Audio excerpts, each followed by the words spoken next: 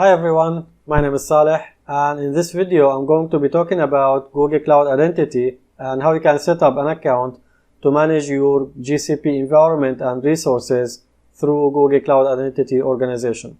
If you ever wondered why you would need a Google Cloud Identity to manage your GCP environment, or what is actually the importance of Google Cloud Identity, then I'm going to answer these questions for you in this video.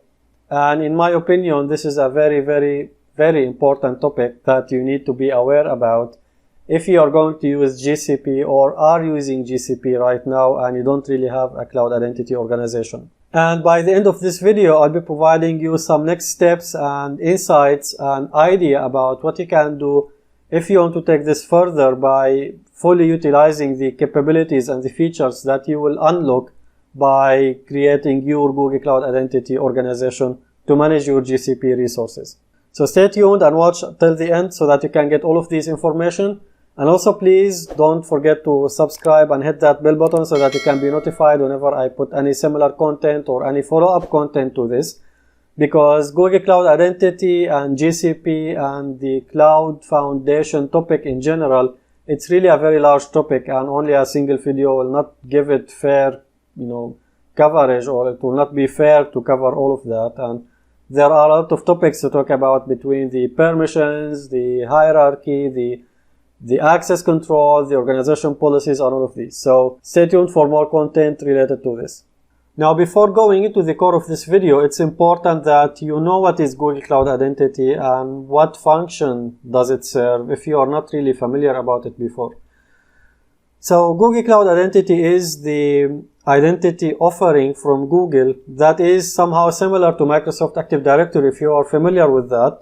So basically you create the accounts on the Cloud Identity, and then these accounts can be used to authenticate and access other services. So in Microsoft Active Directory, for example, you create the account in Active Directory, and that account will have permissions to access, let's say, SharePoint or CRM or Exchange Server. Basically, that's the same concept that you can have with Google Cloud Identity. Now, with Google Cloud Identity, you will only get the accounts, of course. They are just username and password, so they don't really give you any additional services.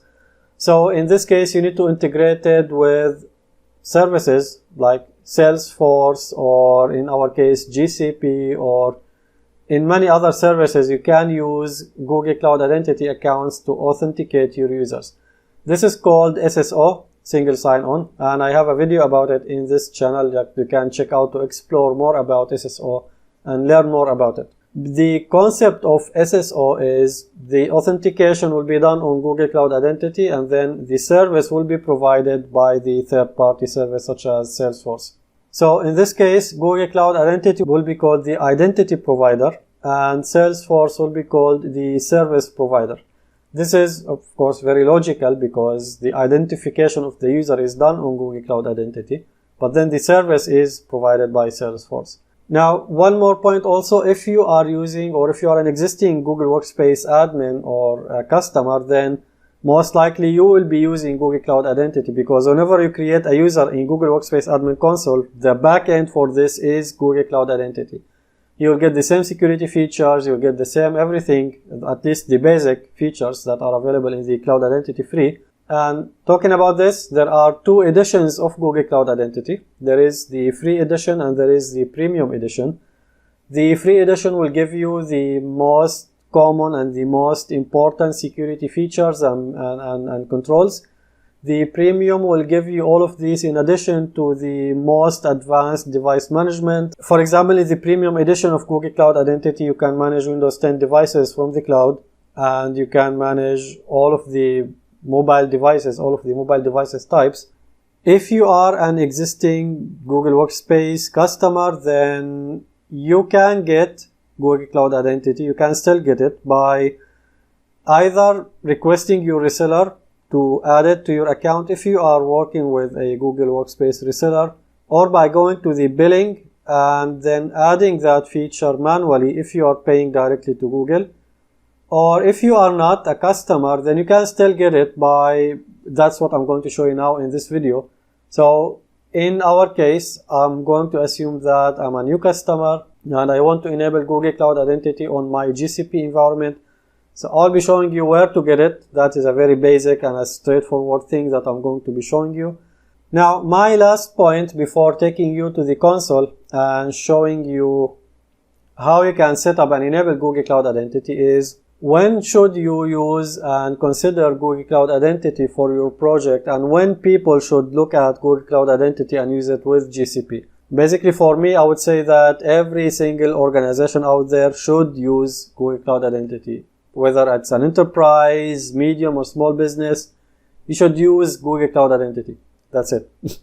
So basically, the point is, when you enable Google Cloud Identity, you will get a hierarchy for you. There will be like a top level organization or a top level domain, and under that there will be a structure, a hierarchy that will include your projects, your folders, and then based on that you can set up access control, permission inheritance, organization level policies. So all of these will be essential. These things, you cannot go as an enterprise without them. Otherwise, you will lose control for your projects. You will lose access to the projects. People will just share things with everyone, and you don't really want to be in this mess. It will be a very massive and a very big mess for you. Now, how to set up Google Cloud Identity? It's something that we'll have to jump to the console so that you can see now. So this is the dashboard of my GCP project, and if I want to get started with this, I will have to go to the menu and then go to the I am an admin item, and in the I am an admin there is the item called Identity and Organization. This is where you will need to set up your Google Cloud Identity account if it is not set up already, and this is where you will get started with this whole concept and this whole thing. So you go to the, okay, so this is presenting you with a small message and a button that is called go to the checklist. This is something that I will do more content in the future because it's a very important thing. So let's follow this button and let's go to the checklist. And just to give you an idea about it, you will see it's a 10-step process where you have to follow all of these to follow the best practices of Google on how you can set up your GCP organization. I'm not going to talk about any of these now. These are a lot of stuff to cover, and it's just not the best time to do it in this video now. So I will just go through the organization and identity item because that's what we need to do to get started with all of this. And you can see everything is locked except this one. This is the first starting point. So I go to open, and this is going to give you good information about what is Google Cloud Identity, what are you going to do here, and what is next, and all of this information. So I already know this. I spend my days working with all of this, so I'm just skipping that. And the action that you have to take here is depending on your case, but usually you will be a new customer. So you select I'm a new customer and then go to the action which is sign up for Cloud Identity. So you only click that button, it will take you to the Cloud Identity setup page, and this is a very straightforward thing to do. So you click next. It's going to ask you to type your business name and select the number of users. In my case, I'm just going to type something like testing realm. Then I will just select that it's me and then go to next. Now it's going to ask you for your location depending on where you're located. It's, you just type it there and then click next. Then you type the current email address, and in my case it's cloudnerd87@gmail.com. Then you go next. That's going to ask you to enter your domain. That's when you need to make sure you have access to the DNS settings of the domain that you want to use here, because you need to add some text records to validate your domain, and in my case hopefully I will be able to use this domain. So this is a testing domain that I have. I will go next. It will check if this domain is there or not, and then it will ask me if I want to use this account. Just to confirm, I will go next, then next. And then it's going to ask me to create my admin account, my admin username that will be used for this account. I'm going to be very generic here. I'm going to use admin. And again, I'm going to use some sort of a random password, which is something that I won't forget. Then I'll go next. And I don't want to save the password. And I don't want to stay up to date. So I'll say no thanks. Then again, it's some sort of promotional stuff or some sort of educational content you want to send to your users. It's up to you if you want to do it or not. In my case, I don't want to do it. And that's it. Now it's going to ask me to verify that I am not a robot, and obviously I'm not a robot because I'm talking. And then I will have to agree to these terms of service, and of course I will agree to them before I read them, which is totally wrong, and you should not do this. You should always read the agreement before agreeing to that. So I'm agreeing to this, and I should be taken to the admin console in a moment now. And that's it. So I will go to the setup. And the first step that's going to ask me is to sign in, of course. And once I sign in, I will be asked to verify my domain. And of course, again, accepting that before reading it. So once I accept this, it's going to ask me to start the verification process. So I'll click next here.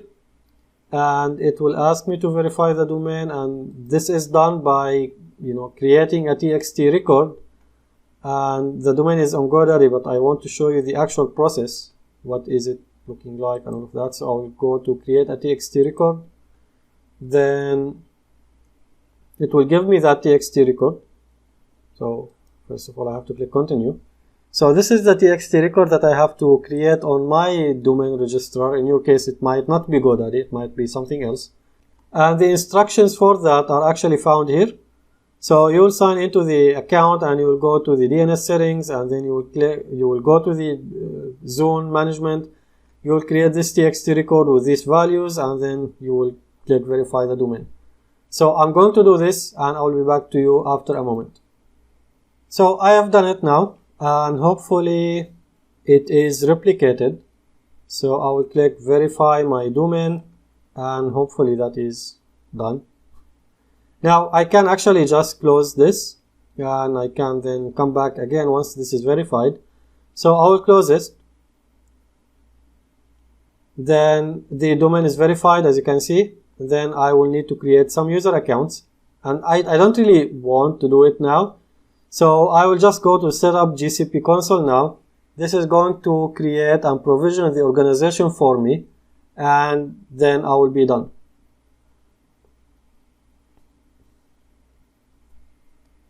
So again, it presents me with some agreements that I need to do and some email preferences if I want, but I don't really want these, so I will just click agree and continue. And that's it. Now you have a Google Cloud Identity account for your GCP environment and project. If you want to see what's going on, you will see now the view has changed, and you will see the sign in has completed. And then there is the organization onboarding checklist, which is, I'll come to it in a moment. And then there are some, project migration thing that you can do so that you can move your projects from the unmanaged accounts into this Google Workspace or the Google Cloud Identity account. This is the access to the admin console, which will take you to the Google admin console here.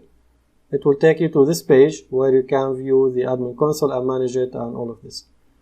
Now, if I go to this project picker on top, you will find the hierarchy that I was talking about. So this is your top level domain. This is in Microsoft Active Directory. This is the domain name, similar to what we have here. This is the domain name.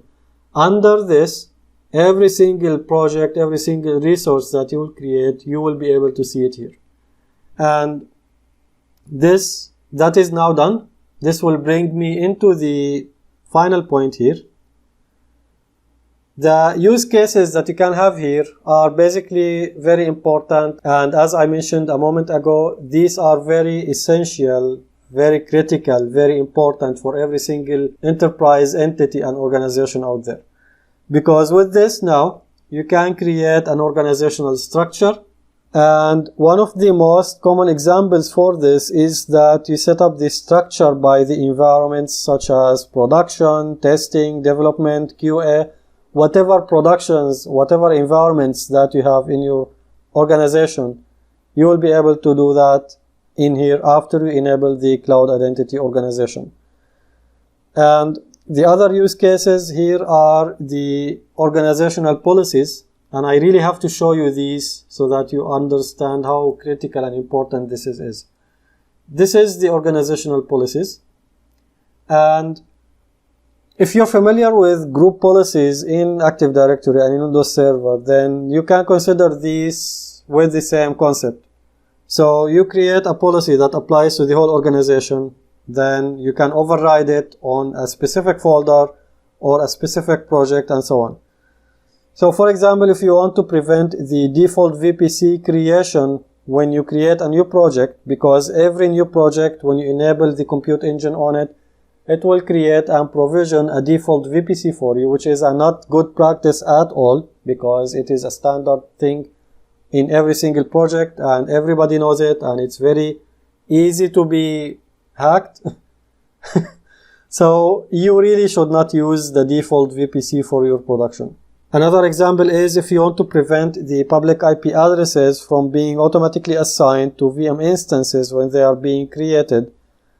Again, this is not a good practice at all. You don't really need public IPs for everything in GCP. You don't need them on every VM that you create in Compute Engine.